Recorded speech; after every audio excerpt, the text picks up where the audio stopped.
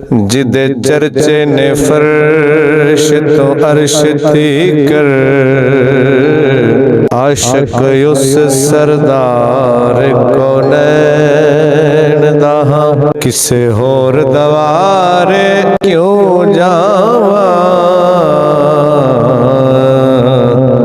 मैं गुलाम ते शह सकलैन दा मनन वाला अकीदत मंद हाँ यारो।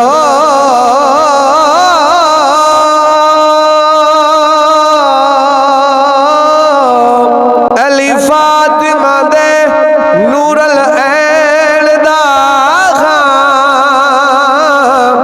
किसे चीज दी थोड़ कलंदरी नहीं,